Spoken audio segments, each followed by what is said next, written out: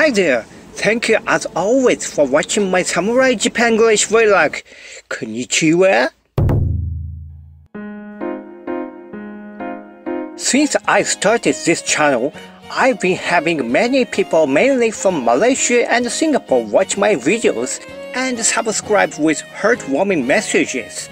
Can you imagine how it is rewarding for this middle-aged Japanese guy like me to share the experience in Malaysia with many people from around the world?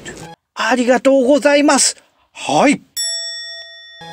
If you felt that the viewpoint of this guy is slightly different from that of other Japanese, it is probably thanks to my background.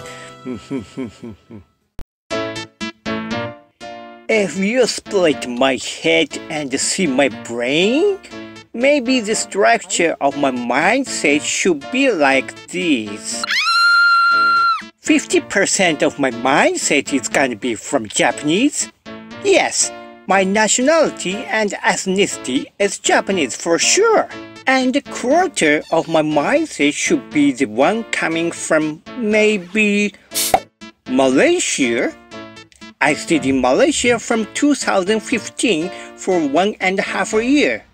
Surely, Malaysia also inspired me a lot. And then, how about the rest quarter? Canadian? マジかこれ! Yes, way back 1/4 century ago, before becoming a working adult, I had stayed in Canada on a working holiday for a year. For your information, working holiday is a bilateral program which enables you to travel, stay, study, and even work in the other country for a year. Currently, Japan has concluded an agreement with more than 20 countries for working holiday program. While in Canada, I experienced homestay at a Canadian home, volunteer activity at a local nursing home, part-time job at a Japanese sushi restaurant, farmstay at a small village, a 2-week bus travel all over Canada, and even getting a driver's license. I learned ideal freedom and democracy from Canadians. They surely inspired me a lot for the rest of my life until today. So today, based on my experience, I tell you that traveling a foreign country is fine and dandy, but remember that you see just a showcase in traveling. I mean, it is just the surface of the country. You don't have to get PR visa. It's a big hurdle. I confidently recommend why not finding a way of a few years stay with work permit in Japan. Fat chance? Because of money? Language barrier? Come on, let's understand the rule of work permit of Japan first with strategy. I believe that your working experience in Japan will not only give you a chance for a better career, but also enrich your life itself. Brace yourself for the turmoil of post-corona world. Let's find out!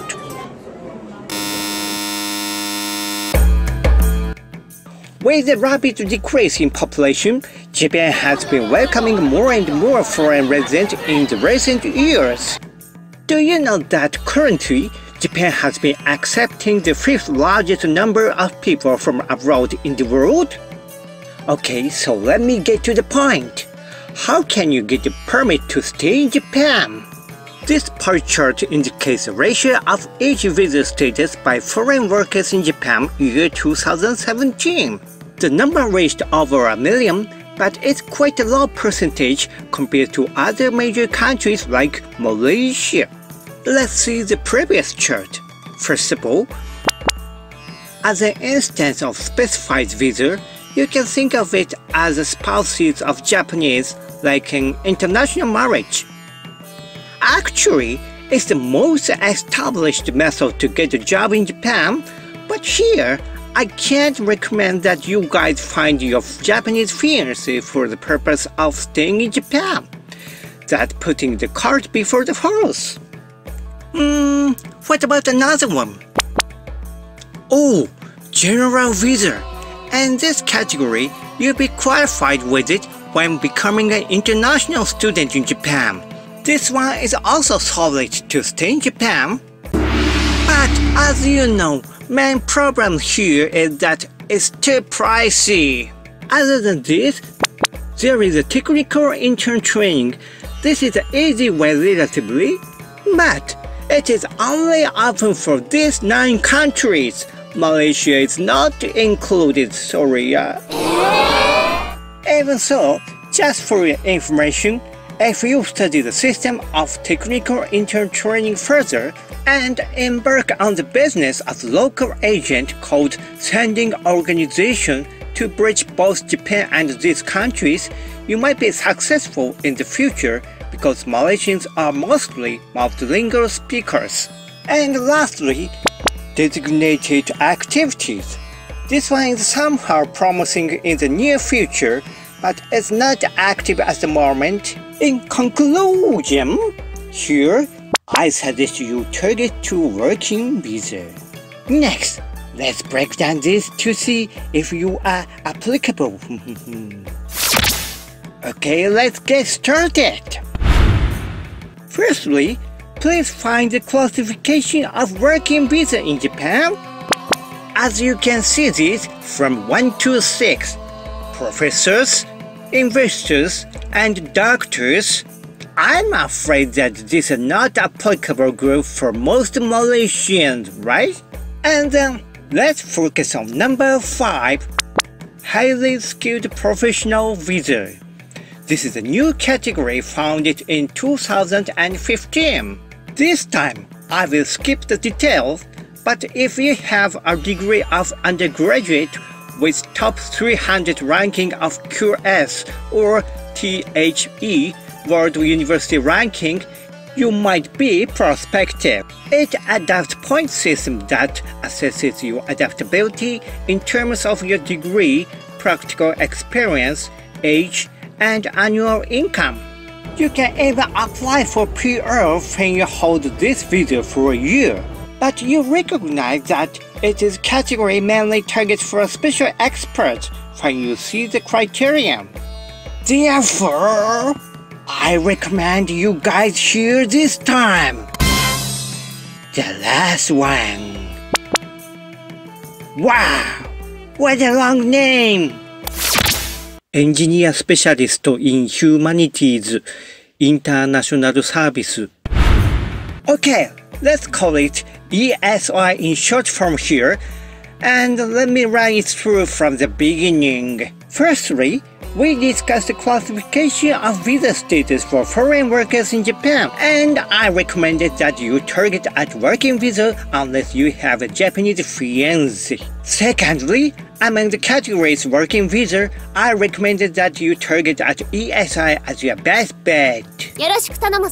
In this category, you need at least an undergraduate degree, but it doesn't have to be the one obtained in Japan. The degree that you did it in your homeland would also be fine. As ESI, you can apply for it when you get a job offer from a Japanese company in the following lines of work. For those who have a bachelor degree of arts, can get a job of sales, finance, human resources, general affairs, planning, interpreter translation, language teacher, and designer. And also, for those who have bachelor degree of science, can get a job of system engineer, programmer, design, and production technology. See? These are more familiar jobs, aren't they? Also, Japanese employers must pay you over 120,000 ringgit annually or over 10,000 ringgit monthly at current exchange rate by law. How to find a job? For starters, I suggest you check out the following websites of the related organizations and refer to them by email for consultation. First one is Tokyo Employment Service for Foreigners, and the second one is Tokyo Career Guide. Maybe there exist a lot more organizations. Please search for yourself too. Anyway, we face the fear of COVID-19 at the moment, so you don't have to go to Japan all the way for the job interview. Oh, I've got another information too. The Japanese government is gonna hold an event called Japan Job Fair 2020 online. This event is to be held online and live-in at the beginning of November, but please note that you need to register for the participation in advance. Oh, did I switch the slide too quickly? No worries, here is the URL. Also, this event is to be held in Indonesia in late November and in India in mid-December. Don't miss it! Main competitors. As you can imagine, your main competition will be other non-Japanese students studying in Japan. Currently in Japan, there are over 260,000 foreigners studying in Japan, and among them, over 90% are Asians. This table reveals that the country of international students coming from China, Vietnam, and Nepal are major three nations, while Malaysia barely ranks top 10. You are overwhelmed, right? But remember, you think about the strategy of post-corona world. Say your life a few years later. A few years later, after the fear of COVID-19, many countries, including Japan, are expected to reopen the gate for foreign travelers and workers. But I anticipate that you would observe one exception. It's gonna be so-called decoupling mainland China from the Western world. Subsequent to this sea change, the number of students from China would confront a sharp decline in Japan without doubt. Next, let's think about Vietnam and Nepal. Mostly, educational institutions that they belong to are not universities but Japanese language school and specialized training colleges. In the context of visa credentials assessment, they are more likely to receive severe results because of the degrees. For instance, a foreigner who graduated from a culinary school in Japan are only allowed to work as a cook at the food company in general. Even at the food company, they won't be allowed to work as an office staff, a sales staff, or a cleaning staff. Meanwhile, people who hold undergraduate degree are more likely to receive flexible assessment. Surely, they might have some advantage in Japanese through their life in Japan. But don't forget your edge over them. Yes, it's English. Oh! English is one of the major skills that Japanese companies expect experts to be good at. I know most Malaysians have way better skill of English compared to other Asians. Ganbatte! Strategy! Finally, let's talk about summary with the strategy. As expats, you need to understand that you are subject to competition based on three criteria in the Japanese labor market as follows: degree, English proficiency, and Japanese proficiency. In my view, your competitors from Vietnam and Nepal have, in general, medium level in degree, low level in English, and high level in Japanese. Meanwhile, Malaysians who wish to stay in Japan have a relatively high level in degree, high level in English, but insufficient level of Japanese due to lack of experience in Japan. So, in your strategy, I suggest that you devote yourself to Japanese language in self-education during the turmoil by COVID-19 in Malaysia for a year or so, and then just see change of the world to get ready for working in Japan. Actually, I have a lot more comment to add on this topic, like what kind of company you should target at based on your specialty and so forth, and other methods to embark on business in Japan for non-bachelor degree holders. But so much for today, maybe some other time. That's about it. For your reference, this is a statue of one of the most famous persons in Hokkaido. He is Dr. William Smith Clark, founder of Hokkaido University. It is said that he gave a message to his students on the way of his going back to the United States. Boys, be ambitious. Every Japanese still remembers this encouragement even now. According to data on my channel, I had my contents viewed by many young Malaysians and Singaporeans.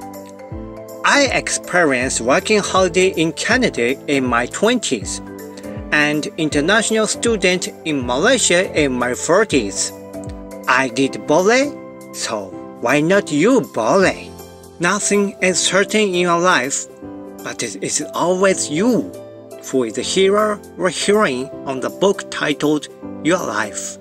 Boys and girls, be ambitious.